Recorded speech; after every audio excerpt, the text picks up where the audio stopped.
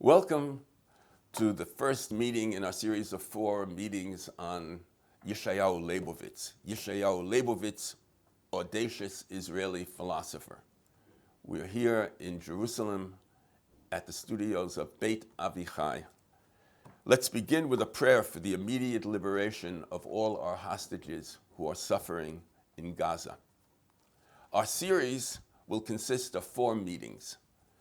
Our first meeting today, we will discuss Judaism as a religion of commandments, not a religion of ideas, not a religion of dogmas, not a religion of theories, but a religion of deeds, a religion of commandments.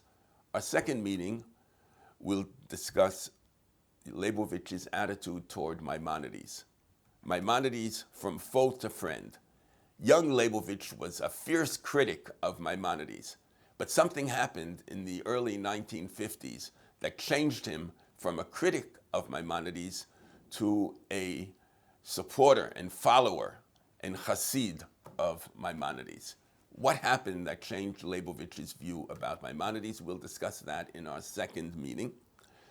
The third meeting we'll discuss Leibowitz's article from 1953, After Kibbutz, his response that he wrote in 1953 to the Kibbutz raid, where he distinguishes between acts that are ethically justified, but nevertheless acts which are accursed.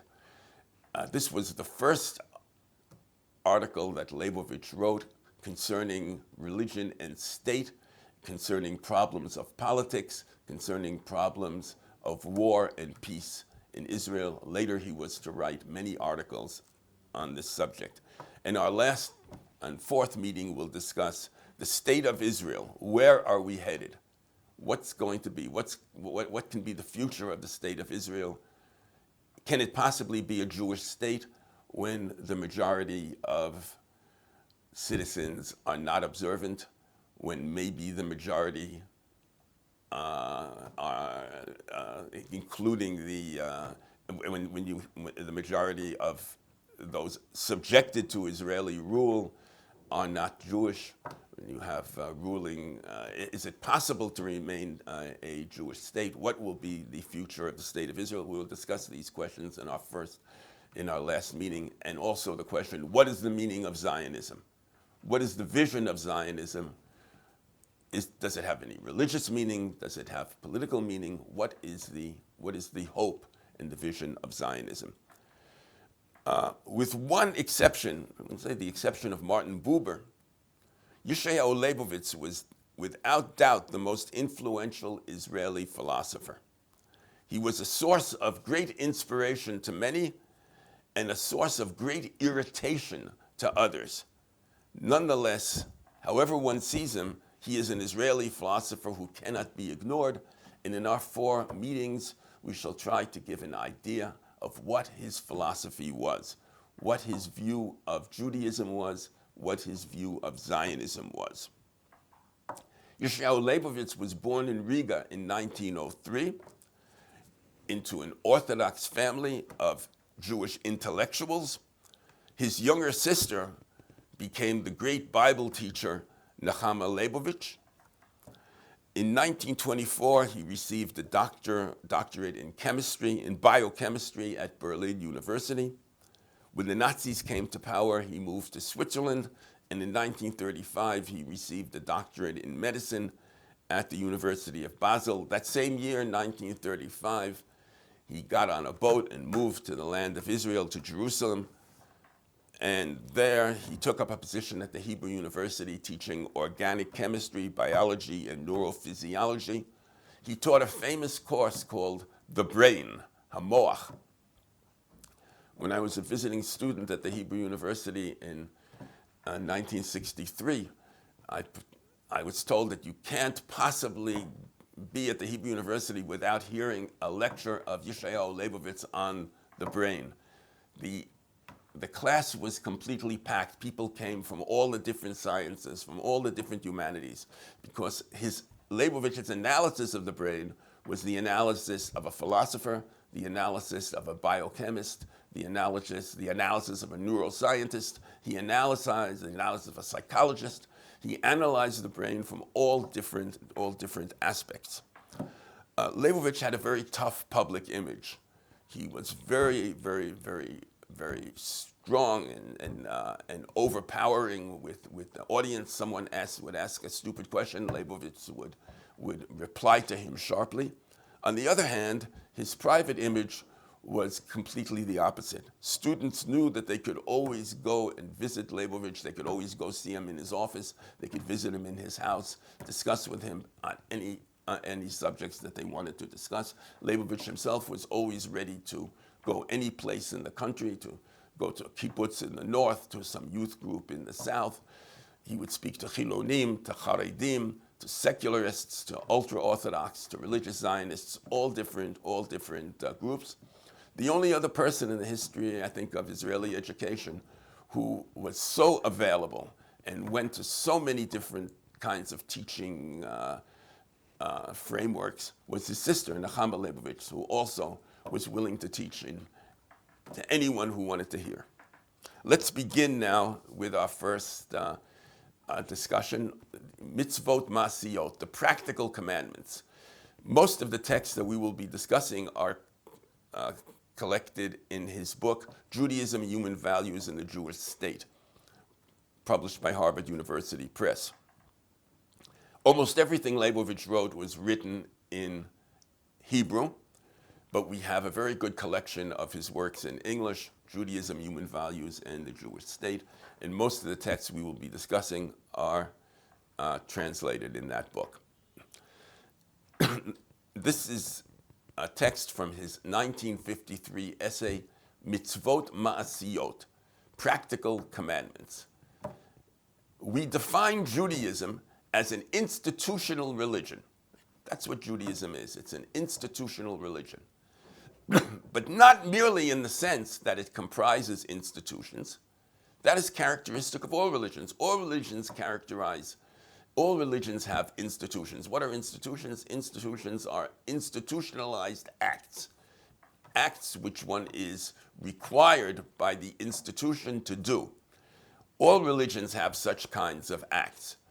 But what is different about Judaism is those acts are Judaism. That is the religion itself. Hadat atzma. That is the religion itself. The definition is intended to reflect the peculiarity of Judaism, for which the institutions of halachic practice, namely the mitzvot ma'asiyot, the practical commandments, are constitutive. They constitute the religion. They are the religion itself. Apart from them, Judaism does not exist. What does he mean? Let's take Passover, for example. One can speak about Passover in many ways. One can say that it's about God's presence in history, or it's about national liberation, or it's about the spring, the renewal, or we can say it's about miracles, or it's about identification with suffering, with enslavement, or we can say it's about Jewish identity. There are many things that we can say about Passover. However, the one thing that Judaism requires is that you eat matzah.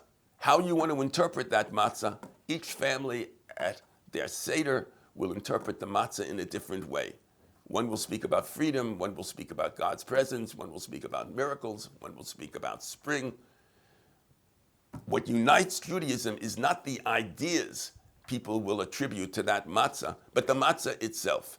And that's what Leibowitz says. Judaism has always been open to all different kinds of ideas, all different kinds of theories, all different kinds of views. What unites, what is common to Judaism, are those commandments. It's not the idea behind saying Kiddush on Friday night. It's the Kiddush itself, Leibowitz says. It's not that the Kiddush represents something, but it's the Kiddush itself that is Judaism. Contrary to the widespread and superficial belief, halakha does not exemplify religious fossilization.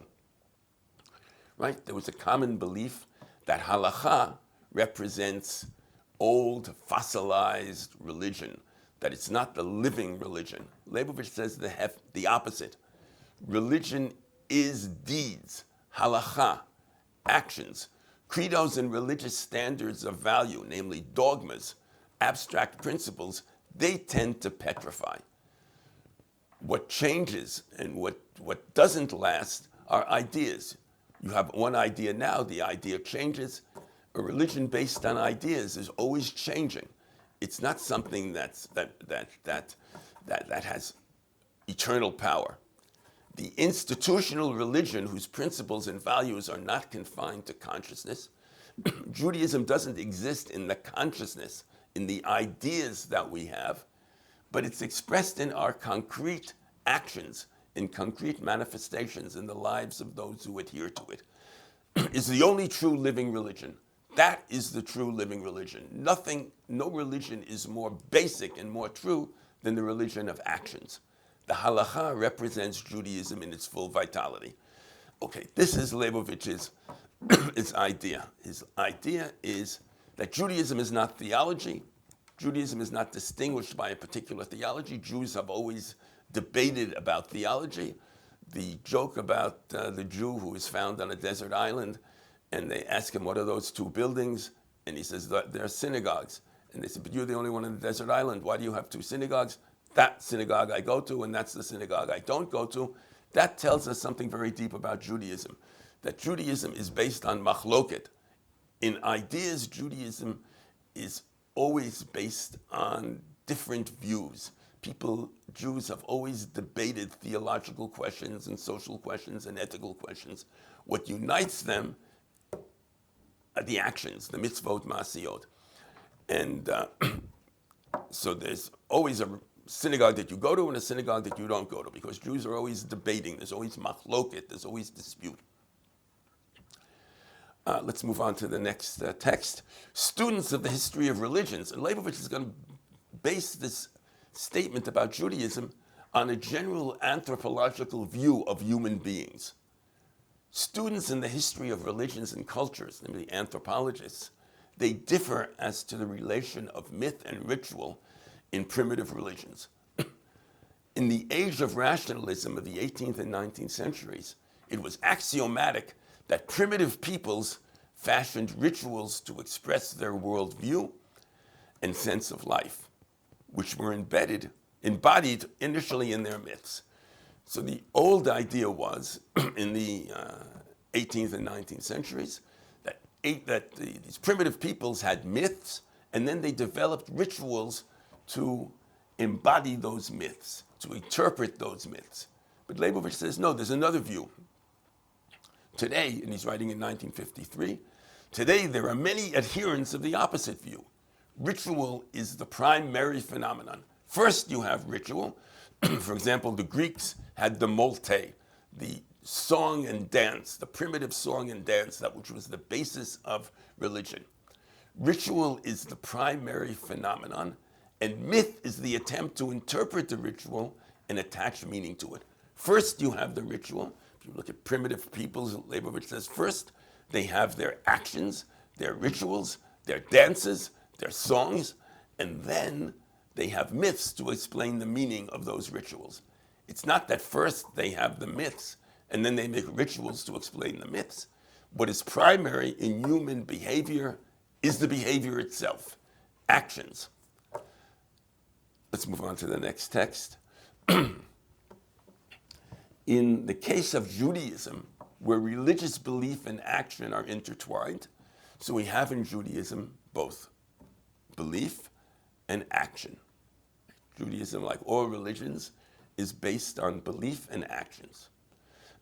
Is the religious praxis, namely the mitzvot ma'asiyot, a superstructure erected on the foundations of religious values? Is the basic foundation religious values, and we express those values by doing the commandments?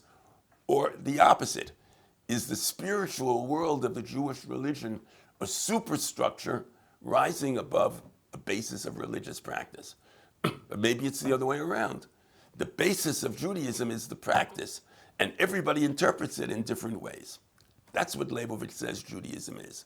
The basis of Judaism, the mitzvot ma'asiyot, the actions, the practice, and everyone interprets it in different ways. The philosophers interpret it in one way, the Kabbalists interpret it in another way. Everyone interprets it in different ways, but they agree on the practice. The answer to this question must be sought by empirical examination of historical facts. Leibowitz is a scientist, and he's always going to say, what are the empirical facts? If we look at Judaism and we say, what are the empirical facts about Judaism? The answer to this question must be sought by empirical examination of historical facts. In Judaism, the contents of faith are interpretations of the system of Torah and its commandments, Torah or mitzvot. The contents of faith in Judaism, what is faith? Faith is the interpretation of the mitzvot. Later on, he will have a different formulation. He will say, faith is the Torah and the mitzvot. One can't distinguish between emunah, faith, and the commandments. Faith is the commandments. Here in this earlier formulation, he says that faith is an interpretation of the system of Torah and its commandments. The basis for him is always the Torah and its commandments. The uniqueness of Judaism, the characteristic which distinguishes it from all other religions, cannot be understood at all if the practice of the Torah and its commandments is not construed as preceding knowledge of the giver of the Torah. This is an amazing statement. Before we know God, we know God's Torah. Before we know God, the giver of the Torah, we know the Torah. Before we know God, we know the commandments that God gave us. We begin with God's commandments. Once we have God's commandments, we ask, who is the God who gave us these commandments? But the basis of Judaism, the Torah and the commandments, that is the basis of it all. And before Jews talk about God, the giver of the commandments, they talk about the meaning of the commandments. First, you have the commandments, and then discussion of the giver of the commandments, the commander, the giver of the Torah. If you have commandments, you have to have a commander. We have the Torah, so we ask, who is the giver of the Torah? But the first empirical fact of Judaism is the Torah. And God himself, what can we say about God himself? Here Leibowitz quotes from the late a version of Maimonides' 13 principles, the 13 ikarim, the 13 principles. God is to whom there is no analogy whatsoever. She'ein lo shum dimeyon klal. There's no way to talk about God. And that's why we begin with actions. We begin, the religion of Judaism begins with the mitzvot. And later on, we try to talk about who is the giver of these commandments. But we really can't talk about the giver of the commandments, because who can talk about God? She'ein lo shum dimayon klal. There's no way to describe God. Judaism was not embodied in abstract belief, but in the Torah and the mitzvot. Historically speaking, if you look at Judaism, it was not embodied in abstract belief, in dogmas, but in the Torah and the mitzvot.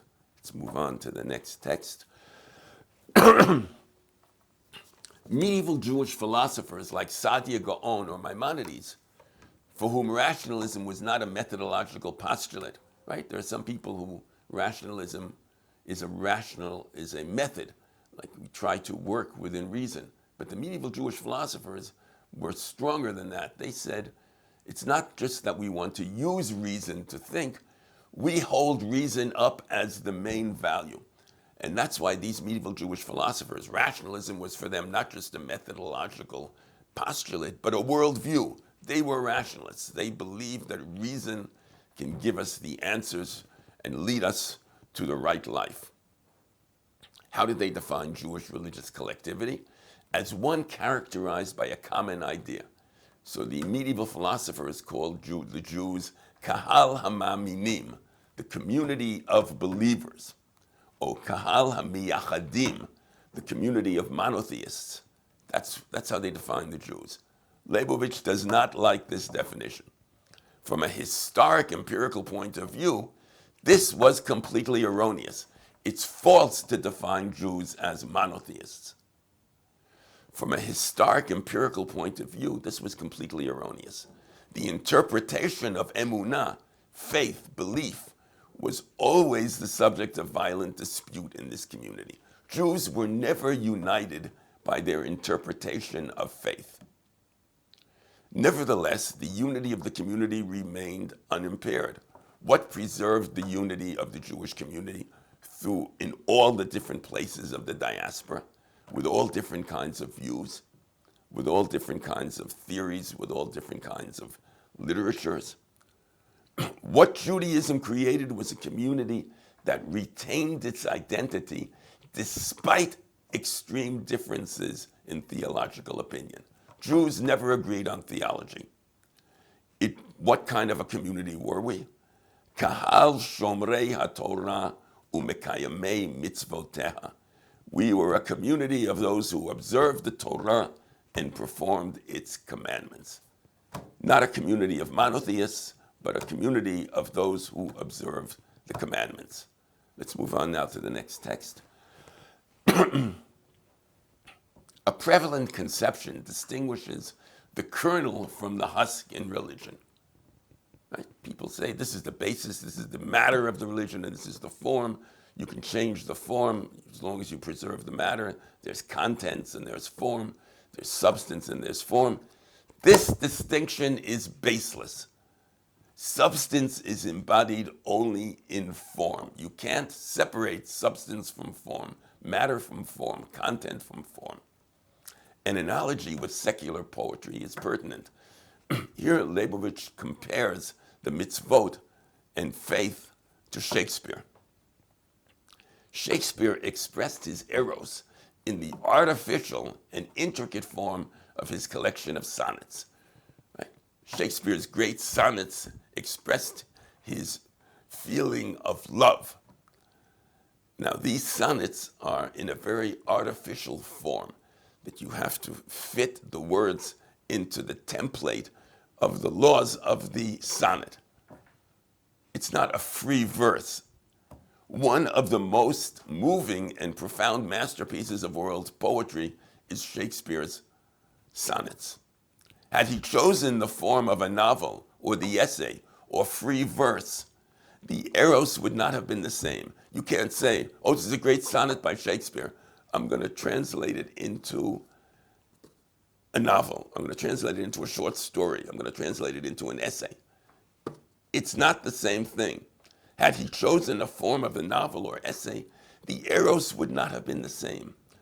His eros could be expressed only in the marvelous, technical, artificial form chosen by him. Similarly, the Jewish faith can be expressed in one form only, the halakha. Just as Shakespeare's sonnets can't be transformed out of the sonnet form into some other form and still remain the same, so the emunah in Judaism can't be separated from the mitzvot.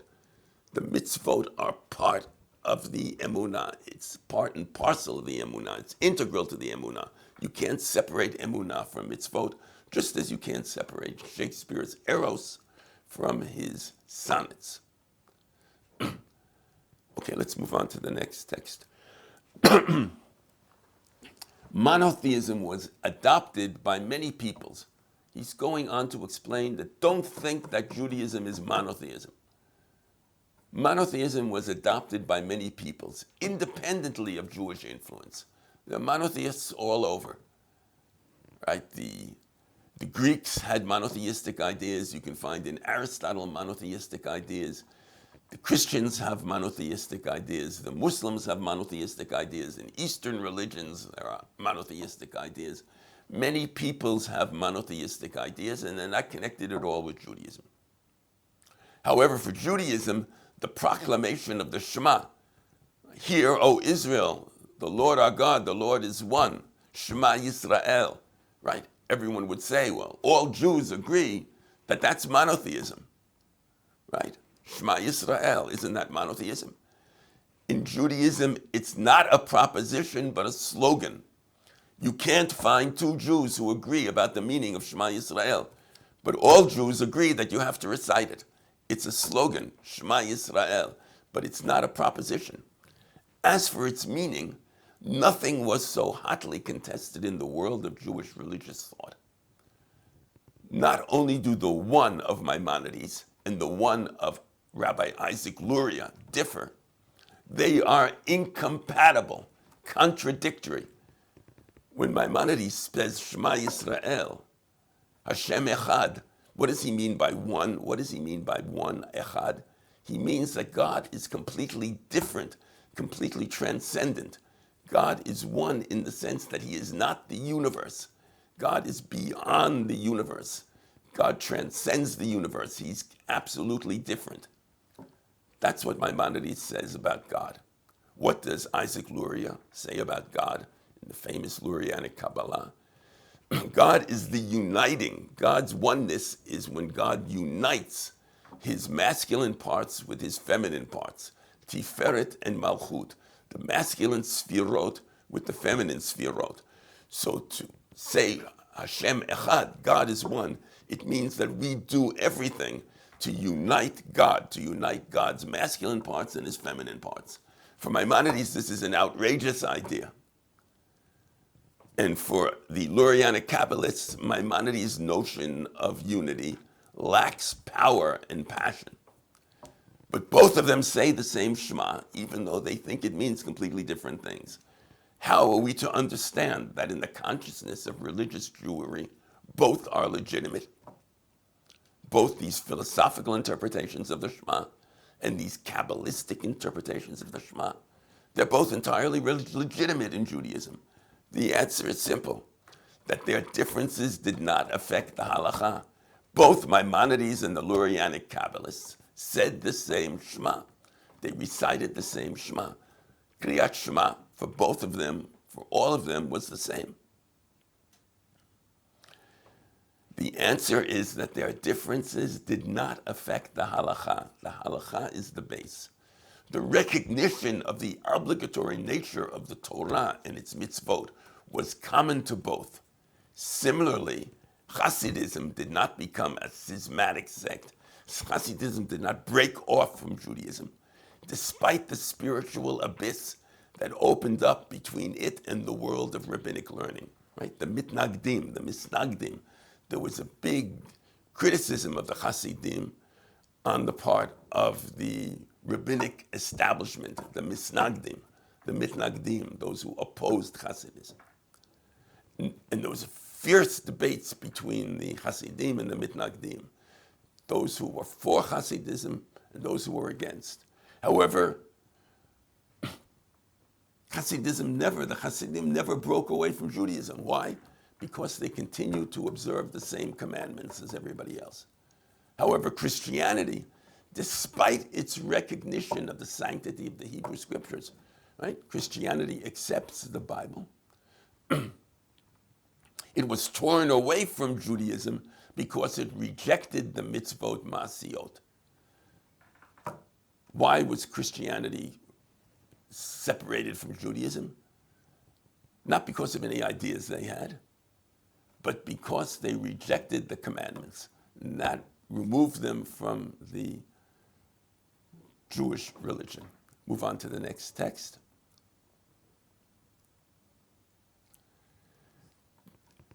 Now, we have this concept of ta'amei ha-mitzvot, right? The tastes of the commandments, or the reasons for the commandments, right? The Jewish philosophers and the mystics always spoke about the meaning of the commandments, the reasons for the commandments, right? Why do we eat kosher food? Well, the food is, unkosher food is so detestable that God wants us to eat only good food that's going to be pleasant to our souls. Or the opposite is the case. Unkosher food is so delicious that we have to have some kind of a challenge. We have to have some kind of a regime to be able to conquer our desires and conquer our passions, and therefore the most delicious food, the pig, we don't eat in order to train our souls, to discipline our souls. Those are reasons for the commandments. Why do we observe the kosher laws? Maybe because they're healthy, right? They're healthy. Leibowitz says those that's all theology. It has nothing to do with Judaism. Theology for Leibowitz is a bad word, right? That's not what Judaism is about. Judaism is not about theology. These commandments have only one meaning, and that's the service of God. That's why we observe kashrut. We observe kosher laws because it's the service of God.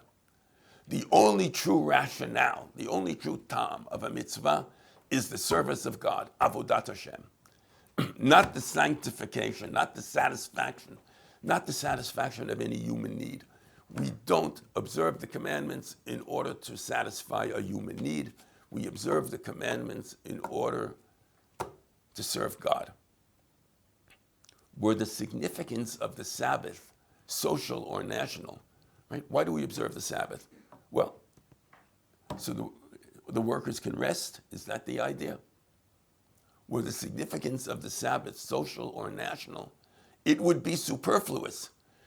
The respite of the workers is cared for by the secretary of the Histadrut, the labor union.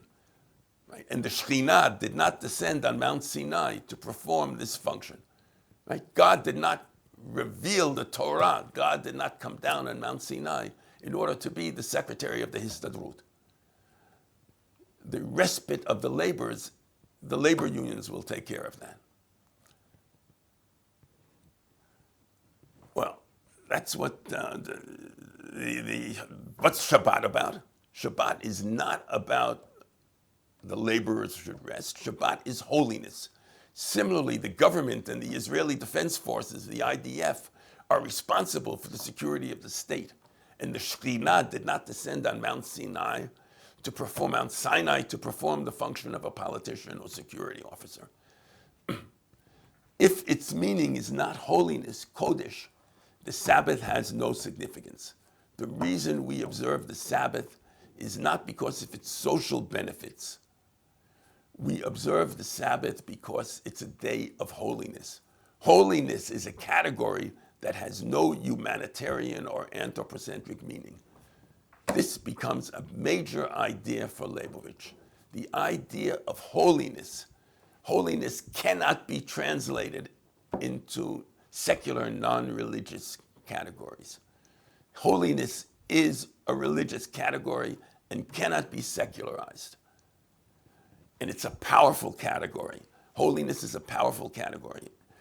And Leibowitz is going to warn us not to take this religious category and to use it in secular contexts. Holiness is a category that has no humanitarian or anthropocentric meaning. Kodesh, Kedusha, that's a religious term that has no secular meaning. Nothing but the religious obligation as determined by the halakha is holy. What for the Jew is holy? The commandments, the mitzvot ma'asiyot. That's what holiness is. Nothing else is holy. Only the commandments. Let's move on to the next text. Well, if the basis of Judaism are these practical commandments, these deeds, these actions, and not some kind of great thoughts or great ideas, monotheism or ethical or political or religious ideas, theological ideas, but actions, what does the religious person gain by observing the mitzvot? What is the purpose of observing these mitzvot? The mitzvot masiyot. Why do it? Why should someone observe the mitzvot? If it's not that God is going to get me a bicycle, or God is going to get me a job, or God is going to hurt my enemies, why should I observe the mitzvot? What's the advantage in observing the mitzvot? This is what is written in the final chapter of the prophets, in the prophet Malachi, chapter 3. Then ye shall return and see the difference between him that serveth God and him that serveth him not, between those who serve God and those who do not serve God. What is that? That's what observing the commandments is about. Observing the commandments is for one reason only, for serving God. Vishavtem ureitem bein oved Elohim la'asher lo avado. Do you want to be an server of God or not a servant of God? That is the question. If you observe the mitzvot ma'asiyot, you're serving God. The mitzvot ma'asiyot constitute the actual service by which a human being may serve God. By means of the mitzvot ma'asiyot, one acknowledges the kingdom of heaven. Why then observe the mitzvot ma'asiyot? What are you going to get from it? Citizenship in the kingdom of heaven, participation in the kingdom of heaven. You are part of the service of God. You are serving God. And that's what Leibowitz says the mitzvot are all about. The mitzvot are not to get you some material thing. The mitzvot are to serve God. It's purely a religious experience. It's purely a religious goal. It's purely a religious purpose. The next text. And what does that mean? And he says, the nearness to God is my good. Kirvat Elohim li tov. Right? Citation from Psalms. The divine poet Asaph does not say, because I draw near to God, I benefit. He doesn't say, being close to God gives me benefits. Kirvat Elohim, when I'm close to God, God is going to give me things. No. Being close to God is itself the purpose of life, is itself the goal, is itself the good. The divine poet Asaph does not say that because I draw near to God I benefit, but he says, Kirvat Elohim li tov. My good is nearness to God. The nearness to God is my good. The nearness to God is itself good. Nearness to God is achieved by the performance of the commandments. By performing the commandments of Judaism, the commandments of the Torah, one approaches God. One achieves Kirvat Elohim, nearness to God. During the Second World War, Leibowitz reports that once he heard on the radio that Eleanor Roosevelt said, "What is the good? The good is that every child in the world shall have a glass of milk in the morning." And he said right after that he heard General Tojo saying, "What is the good? The good is to die for Japan." And then he heard a commercial, "Coca-Cola is good." And Leibowitz said, we Jews have a different view. Kirvat Elohim li tov. What is good is nearness to God. Every person has a different idea of what the good is. Eleanor Roosevelt thought that the good was giving milk, social, giving milk to every child in the world, solving the terrible problems of hunger and disadvantaged life of people in the world. Every child should have a glass of milk. That's good. Tojo thought that the good was dying for Japan. Those who make the advertisements for Coca-Cola say that Coca-Cola is good. The Torah says, Kirvat Elohim li tov. That's what the good is. The good is nearness to God. Now, Leibowitz talked very much about two types of religiosity. The endowing religion, dat ma'anika, the religion that gives you something, is a means of satisfying a human being's spiritual or material needs. Its end is the human being. God renders his services to the human being. The other kind of religion is the dat tovat. The religion of the commandments is a demanding religion. So we have two kinds of religion, an endowing religion and a demanding religion. The demanding religion imposes obligations and tasks and makes the human being an instrument for the realization of an end which transcends the human, something that is beyond human needs, something which is beyond the human sphere. Kirvat Elohim, the nearness to God. So one religion is the religion that endows, that gives, and the other religion is a religion that demands. And Leibowitz says all religions are made up both of this kind of religiosity and that. Every religion has a part of it that is dat manika and a part that is dat tovat. But Judaism, he says, is basically dat tovat. It's basically a demanding religion. It's basically avodat Hashem. Let's move on to the next text. The difference between a bestowing religion and a demanding religion, right, dat manika and dat tovat, is illustrated vividly in the Midrash, in Genesis Rabbah, where it says, right, begins with a verse about Pharaoh. The wicked depend on their gods. Right? Rashaim mitkaimim al Eloheihem. The wicked stand on their gods. The wicked exist because of their gods. The wicked depend on their gods. As it is said, Pharaoh dreamed, and behold, he stood on the Nile. Omeid al hayaor. Pharaoh dreams, and he dreams that he is standing on his God. He is standing on the Nile. And the rabbi said, the wicked stand on their gods. The wicked depend on their gods. Leibowitz says that means that the wicked want to use their gods to get things. But the righteous, their God depends on them. Tzadikim Eloheihem mitkayem aleihem. But the righteous, their God depends on them. As it said, Jacob dreamed. Jacob had this dream of the ladder. And behold, the Lord stood on him, nitzav alav. So that's completely the opposite. Pharaoh stands on his God, but God stands on Jacob. In the dream of Jacob, Sulam Yaakov, the dream of Jacob. Pharaoh's religiosity is that of religion as a means, a tool, and a device. Pharaoh wants to see how he can use his God in order to solve social and political problems. Pharaoh's religiosity is that of religion as a means, as a tool, as a device for satisfying a human being's needs and solving his problems. This religiosity is religion not for its own sake, lo lishma.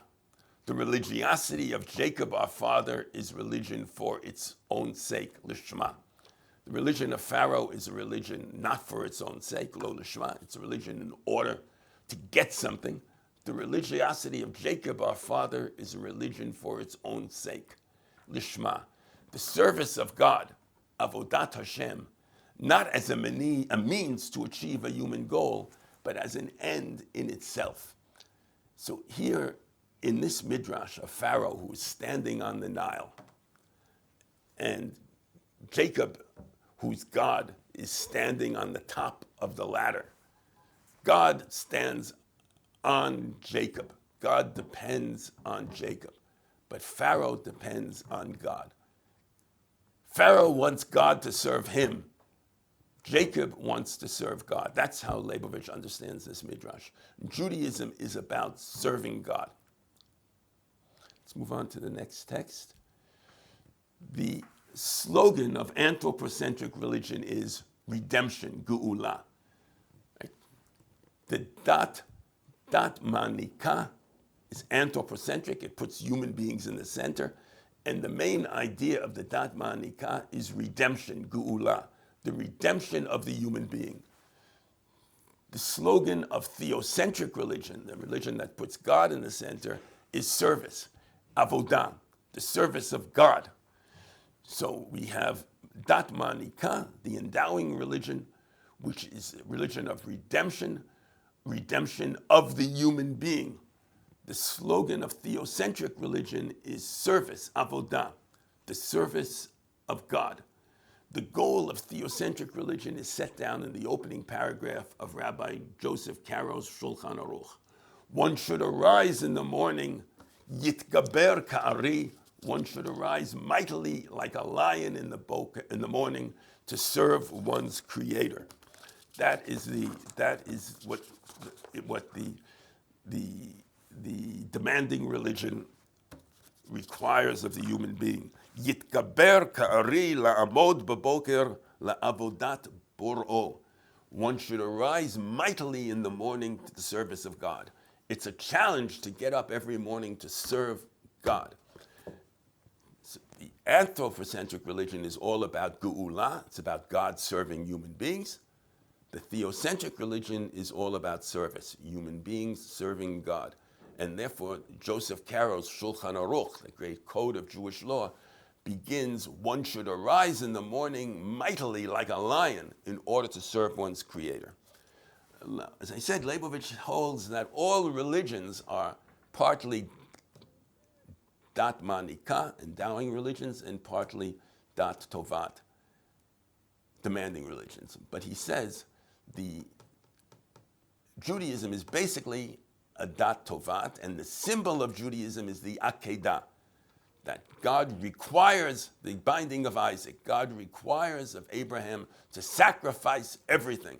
The demanding religion presented in its extreme in the binding of Isaac. Whereas he says Christianity represents the endowing religion, that God sacrifices himself for human beings. So if the Akedah is the symbol, the main symbol of Judaism, Leibowitz says the cross is the main symbol of Christianity. Let's move on to the next text.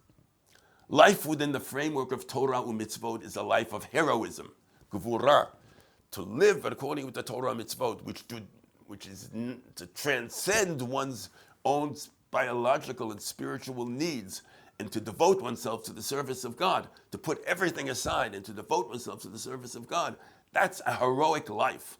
To observe the commandments is a heroic life. An individual overcomes mightily, mitgaber, his natural impulses and natural needs, and subjugates everything to the service of God.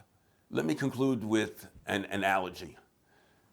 My dear and late friend, Shalom Rosenberg, my colleague at the Hebrew University, was a brilliant philosopher and historian of Jewish thought, once explained the difference between the attitude towards the commandments of Moses Mendelssohn and Yeshayahu Leibowitz. Moses Mendelssohn, the great 18th century philosopher of the Enlightenment, like Leibowitz, said that the basis of Judaism is only the mitzvot ma'asiyot, the practical commandments. Everything else is interpretation.